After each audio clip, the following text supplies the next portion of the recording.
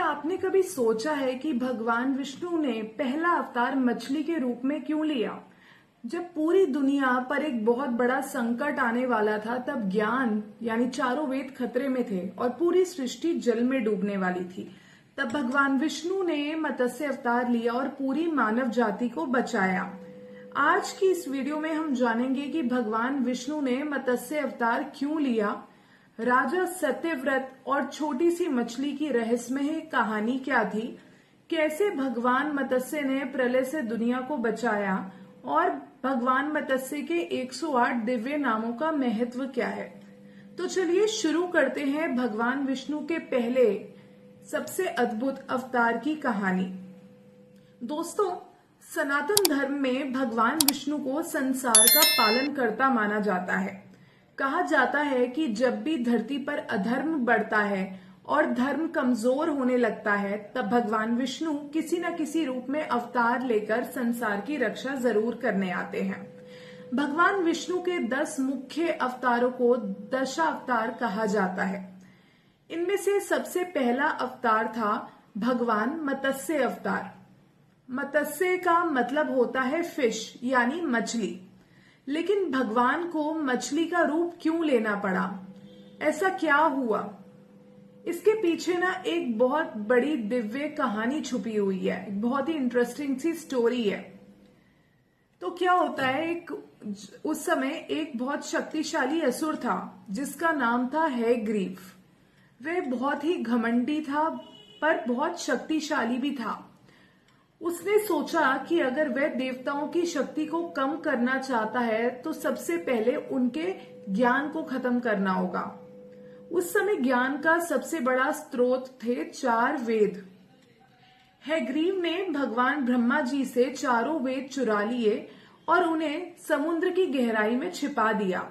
जैसे ही वेद गायब हुए, संसार में अज्ञान फैलने लगा। जो लोग धर्म का रास्ता अपनाते थे वो अधर्म पे चलने लगे, सत्य वाले असत्य पे चलने लगे। तो एक तरीके से धर्म और सत्य खत्म होने लगा। देवताओं ने भगवान विष्णु से प्रार्थना की कि हे प्रभु, संसार को बचाएं और ज्ञान को वापस लाइए। भगवान विष्णु ने उनकी प्रार्थना को स्वीकार किया और एक दिव्य योजना बनाई। धरती पर उस समय एक बहुत ही धार्मिक राजा भी हुआ करते थे जिनका नाम था राजा सत्यव्रत। वे भगवान विष्णु के बहुत बड़े भक्त थे और हमेशा दूसरों की मदद करते थे, सत्य की राह पर चलते थे, धर्म की राह पर चलते थे। एक दिन राजा नदी में स्नान कर रहे थे। स्नान के बाद जब वे सूर्य देव को जल अर्पित कर रहे थे तो उनके हाथ में से एक छोटी सी मछली आ गई। राजा ने उसे वापस नदी में छोड़ने लगे।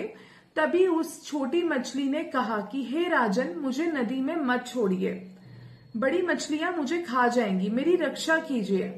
राजा ये सुनकर हैरान हो गए। उन्होंने सोचा कि जो मेरी शरण में आया है उसकी रक्षा करना मेरा धर्म है, तो मैं इसे वापस नदी में नहीं छोड़ सकता। उन्होंने उस छोटी सी मछली को अपने कमंडल में रख लिया। कुछ समय बाद राजा ने देखा कि वह छोटी मछली बड़ी होती जा रही है। तो उन्होंने वो कमंडल जो था वो उसके लिए छोटा पड़ रहा था। तो उन्होंने क्या किया, उसको उस छोटे कमंडल से निकालकर एक बड़े से पात्र में रख दिया। लेकिन कुछ समय बाद क्या होता है, वह पात्र भी उस छोटी मछली के लिए जो अब बड़ी होती जा रही थी उसके लिए छोटा पड़ने लग गया। फिर राजा ने उसे एक दिन तालाब में छोड़ दिया, लेकिन अगले दिन ना उस मछली के लिए तालाब भी छोटा पड़ गया। अब राजा समझ गए थे कि ये कोई साधारण मछली नहीं है। उन्होंने हाथ जोड़े और हाथ जोड़कर कहा कि हे प्रभु, आप मुझे बताएं कि आप कौन हैं, कृपया अपना वास्तविक स्वरूप मुझे दिखाएं। तभी वह विशाल मछली जो थी वो भगवान विष्णु के रूप में प्रकट होती है और भगवान विष्णु राजा से कहते हैं कि हे राजा सत्यव्रत, मैं भगवान विष्णु हूं। जल्द ही धरती पर एक बहुत बड़ी प्रलय आने वाली है। पूरी पृथ्वी जल में डूब जाएगी। तुम एक बड़ी नाव को तैयार करो और उसमें सप्तऋषियों को, औषधियों के बीजों को, अन्न के बीज और जरूरी जीवों को सुरक्षित रखो। जब प्रलय आएगी तब मैं मत्स्य रूप में तुम्हारी रक्षा करूंगा। कुछ दिनों बाद क्या होता है कि जो ये भगवान विष्णु की भविष्यवाणी थी ये सच होती है। आसमान में बहुत काले काले बादल छा गए, भयंकर बारिश शुरू होने लगती है।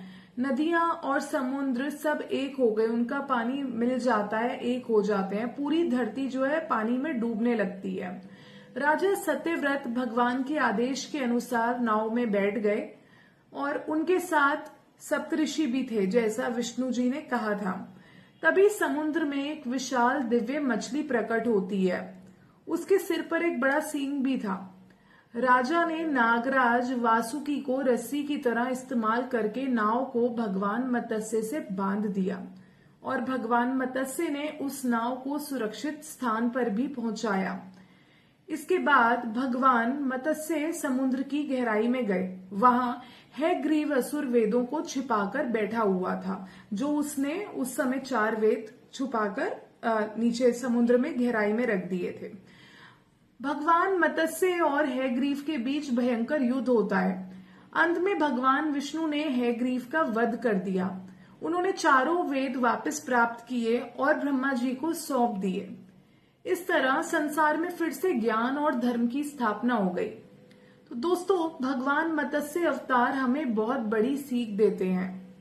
पहली सीख कि भगवान हमेशा अपने सच्चे भक्तों की रक्षा करते हैं, उनको कभी अकेला नहीं छोड़ते हैं। वहीं दूसरी सीख कि ज्ञान की रक्षा करना सबसे बड़ा धर्म है, क्योंकि जब ज्ञान है, सही ज्ञान जब हमारे पास होता है तो हम सही गलत का फैसला कर पाते हैं, सही राह पर चल पाते हैं। वहीं तीसरी सीख ये थी कि जब जीवन में बड़ी मुश्किलें आए तब भी भगवान पर विश्वास नहीं छोड़ना चाहिए, विश्वास बनाए रखना चाहिए। भगवान मत्स्य के जो जन्मदिन है, यानी जो जब ये हुए थे, उसे ही मत्स्य जयंती बोलते हैं। इस दिन भगवान विष्णु की पूजा की जाती है। लोग व्रत रखते हैं, विष्णु के मंत्रों का जाप करते हैं, मत्स्य पुराण सुनते हैं, मत्स्य पुराण पढ़ते हैं, भगवान से सुख और रक्षा की प्रार्थना करते हैं। जो इनका मंत्र है ओम मत्स्याय नमः, इस मंत्र का जाप करने से भगवान विष्णु की कृपा तो प्राप्त होती ही होती है, साथ में अगर हम अपने जीवन में किसी परेशानी से, संकट से गुजर रहे हैं, वो भी दूर होता है। भगवान मत्स्य के 108 नाम हैं, उनकी अलग अलग शक्तियां और गुणों को दर्शाते हैं। इन नामों में भगवान की रक्षा करने वाली शक्ति है, ज्ञान देने वाली शक्ति है, भक्तों पर कृपा करने वाली शक्ति है, साथ ही अधर्म का नाश करने वाली शक्ति भी है। इन सब नामों में इन चीजों का वर्णन मिलता है।